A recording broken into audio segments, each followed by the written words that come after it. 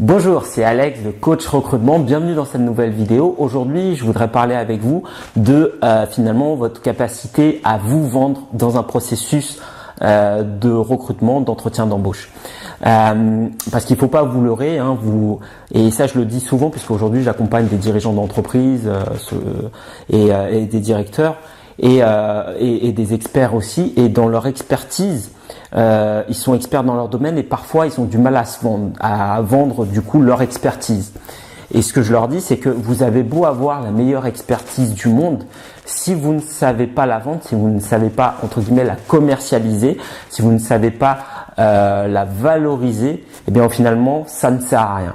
Donc c'était des consultants qui étaient indépendants, donc qui proposaient leurs prestations et donc leur expertise à des clients grands comptes. Et pour certains, c'était des experts comme pas possible, mais justement, ils avaient du mal à décrocher un poste, une mission, parce que ils n'étaient pas assez vendeurs. Et pour eux, ils considéraient la vente comme quelque chose de pas bien, de mauvais, de dégradant. Et du coup, ils n'avaient énormément de mal à se valoriser, à se mettre en avant, à valoriser leur expérience, à valoriser leur expertise. Et au final, c'est ce que je leur explique et c'est ce que j'aimerais vous partager avec vous. Il y a une différence entre la valeur qui est, peut-être que vous avez une valeur énorme, une expertise énorme, et la valeur perçue. Donc il y a une vraie différence entre les deux, c'est-à-dire que la valeur, c'est ce que vous avez, votre expertise, c'est ce que vous êtes, c'est la façon, vous êtes courageux, vous êtes volontaire, vous êtes compétent, c'est votre valeur. Et il y a la valeur perçue. La valeur perçue, c'est comment les autres vous perçoivent. Elle peut être supérieure à votre valeur, elle peut être égale à votre valeur, ou elle peut être inférieure à votre valeur.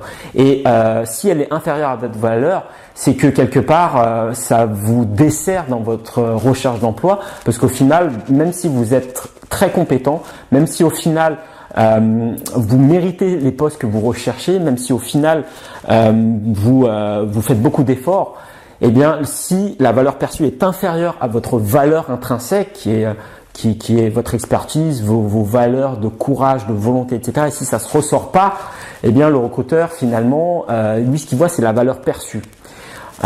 Et donc, ce qu'il faut, c'est qu'au minimum, vous réussissiez à rééquilibrer ça entre votre valeur et réaugmenter pour que ça soit à peu près la même chose, que votre valeur soit égale à votre valeur perçue, ou encore mieux, qu'elle soit supérieure. Auquel cas, attention parfois, donc là, du coup, vous survendez quelque part, donc ça c'est pas forcément bien, mais pouvoir trouver cet équilibre entre votre valeur intrinsèque et la valeur perçue.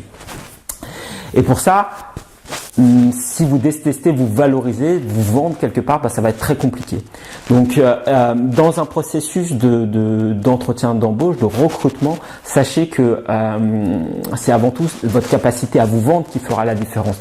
La capacité à raconter votre histoire, la capacité à partager ce que vous avez appris, ce que vous avez apporté à l'entreprise, en même temps en étant rationnel, spécifique, orienté résultat, en parlant de ROI, de valeur ajoutée, ce genre de choses, mais également en touchant la dimension émotionnelle qui est liée peut-être à l'impact que vous avez eu auprès de vos clients. Donc ça c'est hyper important, donc ça se travaille, hein. Donc je développe aussi un programme spécialement dédié à cela, pour justement vous accompagner sur apprendre à vous valoriser vos expériences. Pour vous donner un exemple, donc là je vais mettre plusieurs qui est en même temps professionnel, puisque aujourd'hui, comme je vous disais, j'accompagne les dirigeants d'entreprise et également les consultants indépendants. Et moi j'avais reçu un couple de dirigeants d'entreprise qui dirigeaient une TPE dans le secteur de l'industrie, donc une dizaine de personnes, qui travaillaient avec des grands groupes comme Vinci, ce genre de choses. Donc c'est une entreprise qui connaissait des difficultés. Et moi, l'une de mes valeurs ajoutées, l'une de mes forces, c'est justement la capacité à valoriser leur offre ou l'expertise pour la commercialiser. Et donc, du coup, ils étaient venus me voir parce qu'ils connaissaient des difficultés. Et à la fin, donc je leur apportais des solutions, des préconisations. Et à la fin, la dirigeante m'a dit quelque chose qui m'a vraiment ému à ce moment-là.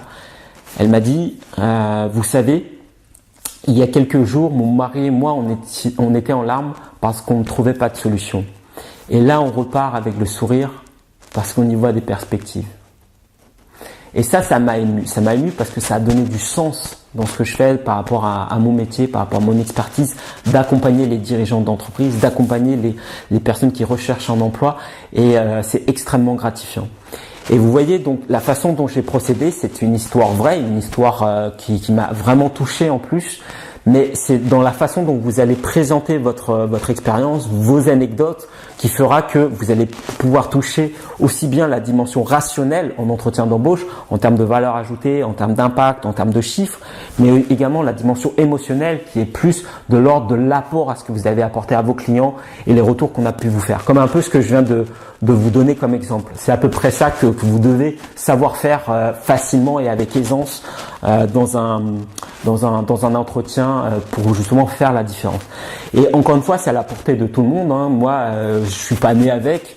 C'est quelque chose que j'ai travaillé, que j'ai peaufiné. Et quand j'étais plus jeune, bon, certains préféraient aller en boîte de nuit. Moi, j'aimais bien passer des entretiens, même si j'avais déjà mes stages et ce genre de choses. J'adorais passer des entretiens pour justement peaufiner cet art qui est l'art de valoriser ce que l'on a. Et donc du coup, j'en ai fait mon métier.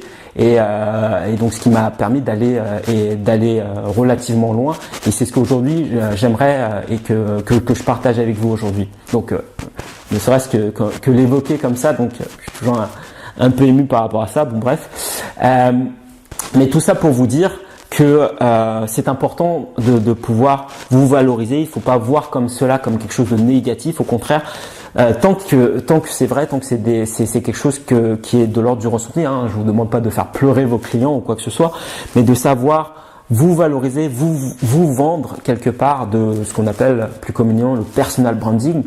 Peut-être est-ce que vous avez un site sur lequel vous êtes reconnu, vous partagez votre expertise. Peut-être que vous avez eu des reconnaissances et peut-être ça va passer aussi par la façon dont vous allez quelque part vous vendre, vous valoriser. Donc c'est vraiment cet équilibre qu'il faut trouver entre la valeur et la valeur perçue. Donc de pouvoir vraiment l'équilibrer.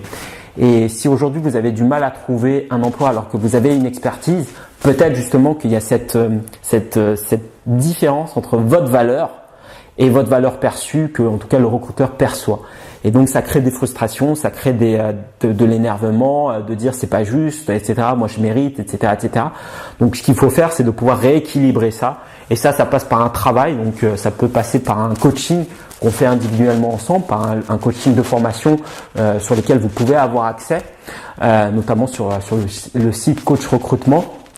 Quelle que soit la façon dont vous allez procéder, il vous faut vous renforcer sur ces compétences. Voilà, donc c'est ce que je voulais partager avec vous. Donc travaillez là-dessus, travaillez votre storytelling, hein, ce qu'on appelle votre storytelling, travaillez la façon dont vous pouvez présenter vos expériences, présenter votre valeur ajoutée, présenter vos compétences ou votre expertise. Voilà, merci beaucoup et je vous dis donc à très bientôt.